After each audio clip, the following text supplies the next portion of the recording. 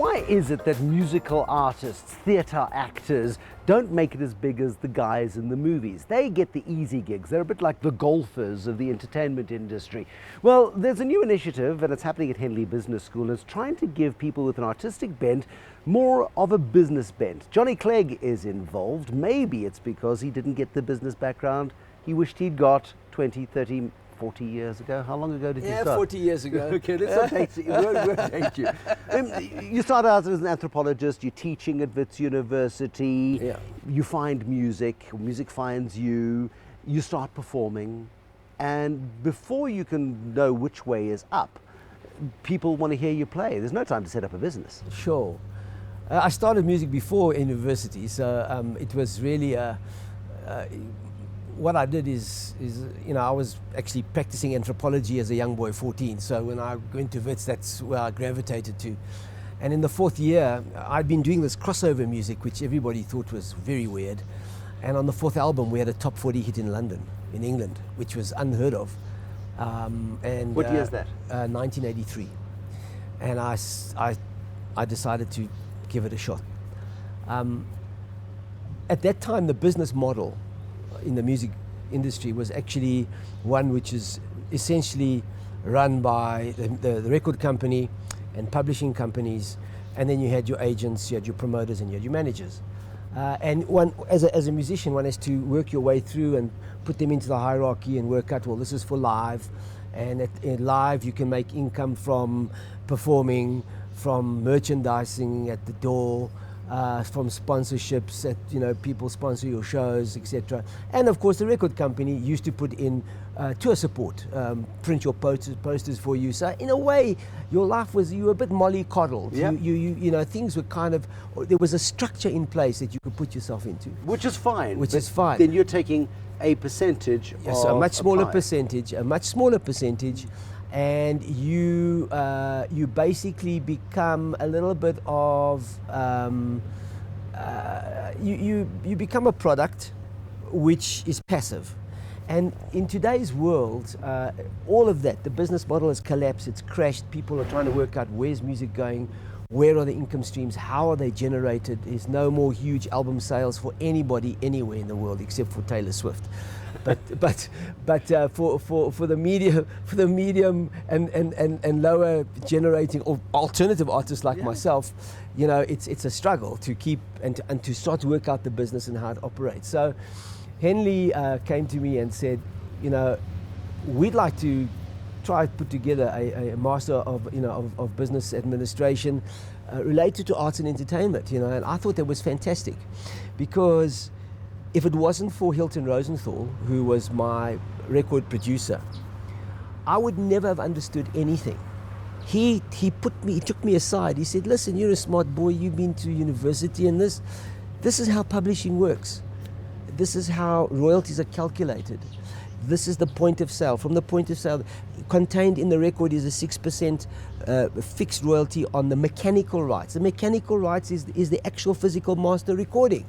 But when they play it on the air, there's another set of rights, which so we wonder why it doesn't work anymore. Yeah. So I actually got a very good general education on the business model. But you had to learn the But I had to, absolutely. And so when this came along, I was really very, very happily surprised that somebody would conceive of putting entertainment. There's always a war between the art and the dollar. No, but absolutely. But to put something together that a facilitator, which incorporates things like reading a balance sheet, looking at administering and finding the right people for different parts of your career.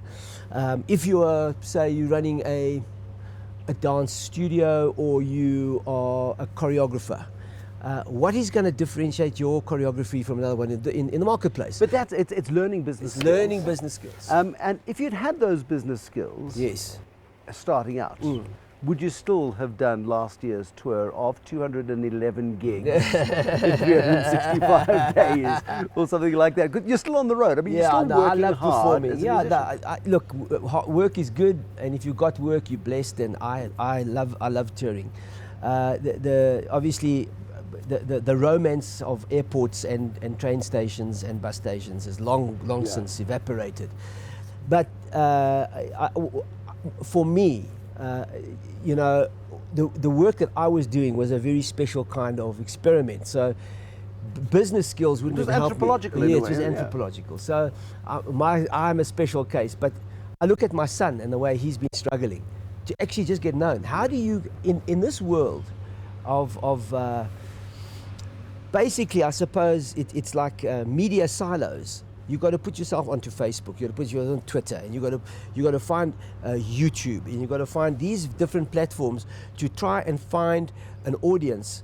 And if you can't do it through pure art, then it must be through shock and horror. It must be through something. Or you get something like Psy and Gangnam Style. Yes. Bless him, very entertaining the first billion times you watch it. But there's no depth. There's no longevity to it. So that's the other thing, is that the turnaround time of a single is so small. Do you know that the hit single Asimbo Nanga in France, the single sold 600,000 or 700,000 copies. It took 18 months. It's like slow. It was a slow percolate, and that was the cycle of a hit. You always heard it on the radio. Yeah. Today it's 6 weeks if you're lucky. So the life cycle of all contemporary art, whatever you're doing, is short. So you've got to find ways to figure out, how can I re-platform it? How can I repackage it? How can I get it to be in a movie? Yeah. Let me put it into a TV program? Can it, you know, what further life has it got? You know, but all of these things you have done. I mean, I remember seeing the Jock movie, Jonathan Rams, as Percy Fitzpatrick. Great Heart, yes. I mean, your music was the theme track to that, and it again breathed life into album sales, no doubt. Yes. But you've created a global business as Johnny Clegg, a global brand as Johnny Clegg. Correct. Big in France and then through Europe as well. Yes. But big in the United States and Canada too. I mean, you toured in the United States and Canada for months last year. Yeah, I did. It was actually 9 weeks. It was 42 days, 5 shows a week, 42 shows in 67 days. Yeah. 19,000 miles on a tour bus, and breaking new audiences and new crowds. And we've got another big one coming up next year. So, but you do it because you want to, not because you need to. Well, no. Madonna still needs to. Look, you know, I pull a big train behind me, so you know, I obviously one needs to be able to make plans for one's twilight years. So you know, it's obviously there is a little impetus on that side, but really for me, it's also engaging in this new world that's unfolding. It's just every day there's something incredible, culturally, politically, socially, psychologically, genetically, all of these things. The world is being reshaped constantly, basically by, you know, the information age, the whole information culture. People know you though as the musician, but you had your own record label. You sold that to Prime Media. Correct. You ran Prime Media's music division for 18 months or thereabouts. You've run different ventures. You've been involved in the privatization of the radio sector, OFM, and East Coast Radio. I've been an entrepreneur. All of that stuff. But you did it without support. How different would this career path have been had you learned the mechanics, which is what you're trying to inculcate? That is beforehand? A brilliant question. You know, I had sometimes very deep regrets at moments. I was involved in one of the first electronic waste recycling initiatives in 2004. Started a company and invested a lot of money in, which I had accumulated, and we eventually lost it, basically because making ridiculous mistakes and not really understanding basic principles of cash flow, expansion. We expanded from a 900 square meter factory in Joburg. We went down to Durban and we got a 10,000 square meter factory.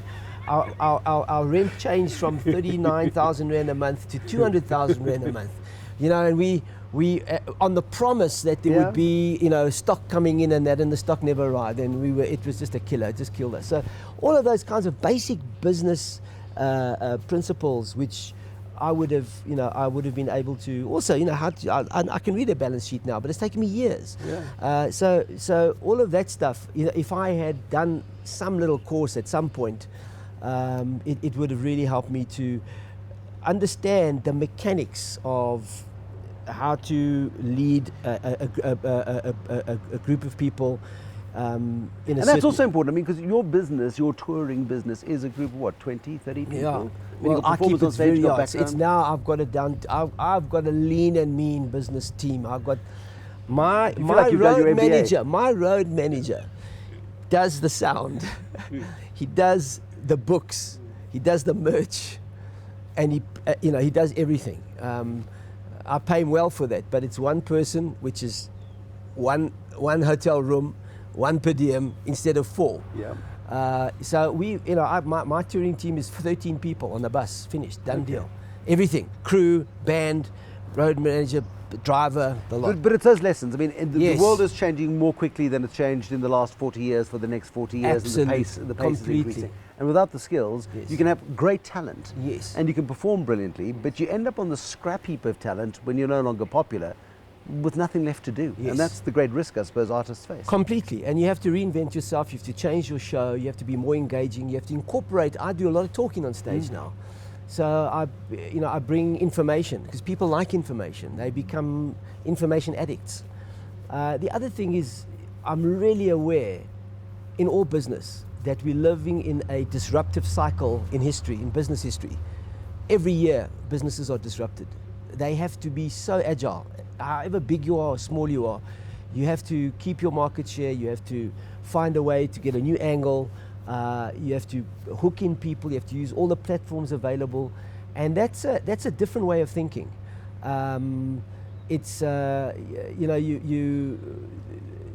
Also there is a market out there of young millennials who have grown up getting stuff for free. Yes. And that's a Why pay for music Why when pay- you can yeah. just, your mate can give you a hard drive and you can go boom boom and it's all done? Yeah. I would rather go to this concert because they're giving away free T-shirts. I don't like the music, but I'm getting something for free, so I'd go there.